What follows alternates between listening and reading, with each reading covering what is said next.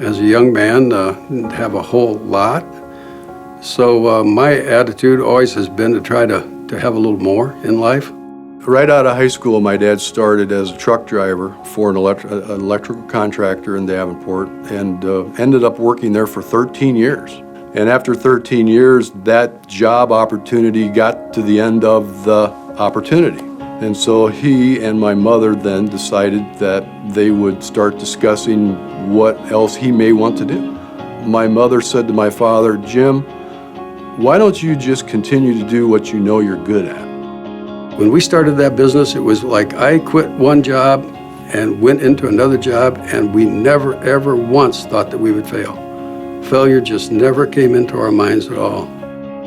He rented a building by 5 Points in Davenport and renovated that building after work and on the weekends and made a small shop out of that, and that's when they started Koehler Electric in 1969. It was on Madison Street in Davenport, Iowa. My wife, Marcia, has been an absolute wonderful partner with me. She's been with me all the way, and I had the physical side or the electrical side. Marcia had the accounting side of the business. When my dad first went into business in '69, he did mostly residential service calls. He could see that was going to flatline, and that was all that was going to be based on that handful of people that he had doing that. His entrepreneurial spirit kicked in again and said, "Hey, I want to do more than this." And so then he started going after the commercial and the industrial markets. And that allowed him to get involved with larger projects, which needed more people, more equipment, needed a bigger building. And so in 1972, he went down to Central Park, bought a lot, and then built the building down there, and that's where we're still at today. My dad did a very good job of passing the business to the second generation. He did a lot of planning, he paid attention to the details, and he groomed us so that he could trust us. And that's now his and our goal for the third generation. His philosophy was always to take care of your customer, to own up to your mistakes, and be accurate, organized, and be engaged and execute. Get things done. Don't just talk about it, get things done. We have always run my business with my family as a very honest business. Years ago, when people decided to go to aluminum wiring, for instance, I made the statement, I'll never do that. I'm going to stay with copper. Everything I sell will be top of the shelf. It'll be very good. We'll buy it at the best price we can and pass it on to our customer, but we're not going to take advantage of any cheap, easy way.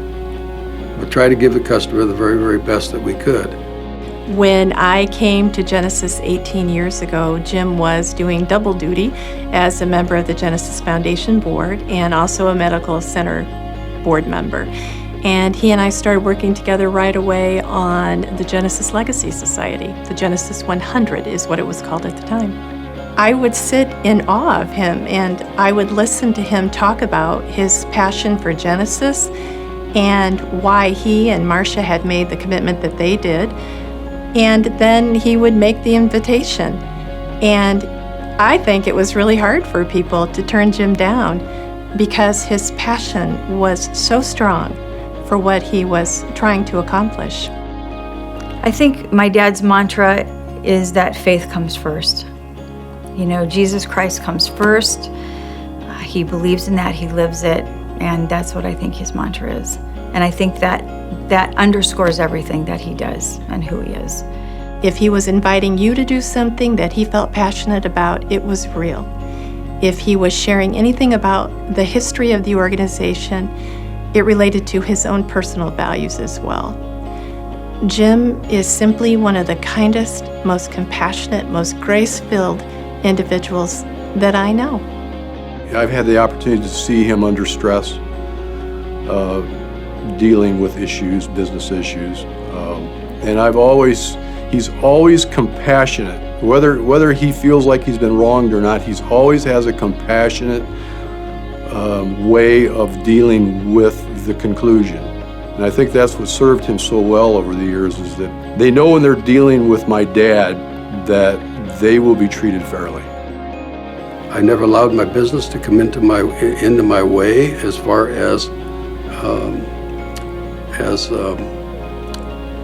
not honoring Christ in everything that I've done, and my children are the same way. And I just try to run a very honest and above board business and be honest with people.